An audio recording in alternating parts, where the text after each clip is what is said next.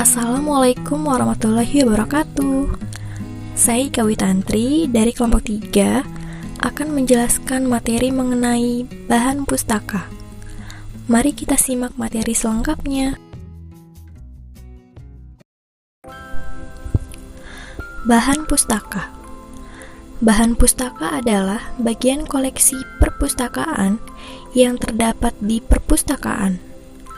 Menurut Bafadal, tahun 2001, halaman 24, menyatakan bahwa bahan pustaka adalah salah satu koleksi perpustakaan yang berupa karya cetak seperti buku teks atau buku pengunjung, buku fisik, dan buku referensi yang dikumpulkan, diolah, dan disimpan untuk disajikan kepada pengguna untuk memenuhi kebutuhan informasi.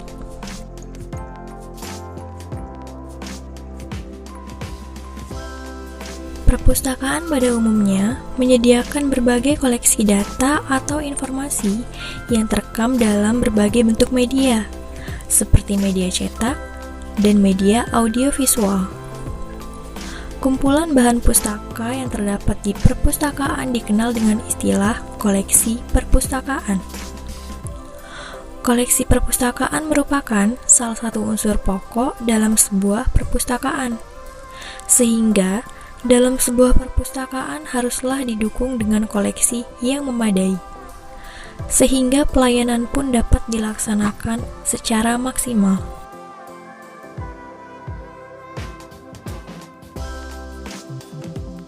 Hal pertama yang harus kita lakukan pada saat memasuki perpustakaan adalah memahami di mana letak sumber informasi yang dibutuhkan berada.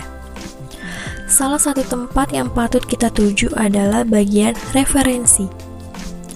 Bagian referensi ini biasanya berisi koleksi tentang ensiklopedia, indeks, bibliografi, atlas, dan kamus.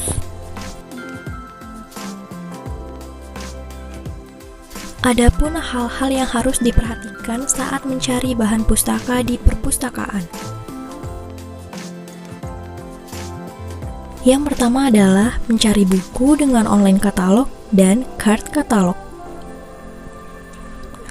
Katalog adalah daftar koleksi perpustakaan yang biasa disusun secara alfabetis.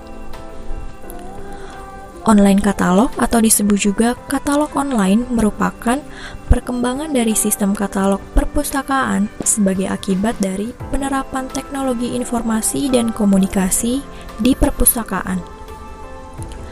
Secara sederhana, katalog online ini memuat daftar semua koleksi yang dimiliki sebuah perpustakaan dan bisa diakses oleh publik secara online.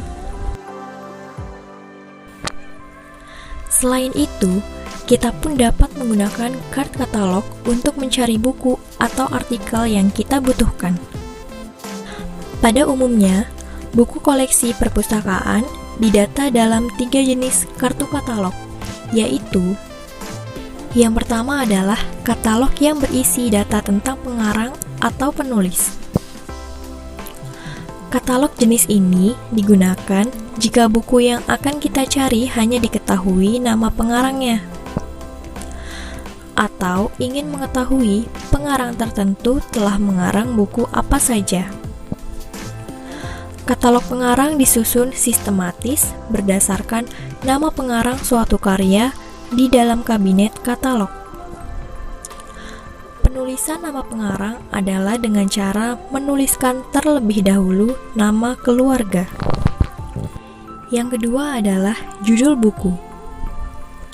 Katalog jenis ini digunakan jika buku yang akan kita cari hanya diketahui judul bukunya, atau ingin mengetahui judul buku tertentu yang sama telah dikarang oleh pengarang mana saja. Katalog judul disusun secara sistematis berdasarkan judul dalam kabinet katalog. Melalui katalog judul dapat diketahui judul-judul buku yang sama yang dikarang oleh pengarang yang berbeda. Dan yang ketiga adalah subjek atau topik tertentu.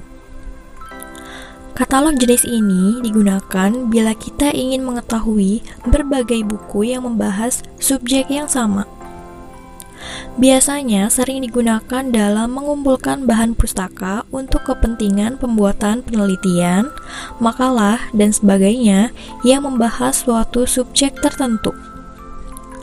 Melalui katalog subjek akan diketahui karya-karya yang dikarang oleh berbagai pengarang dengan judul yang berbeda-beda tetapi memiliki pokok bahasan yang sama.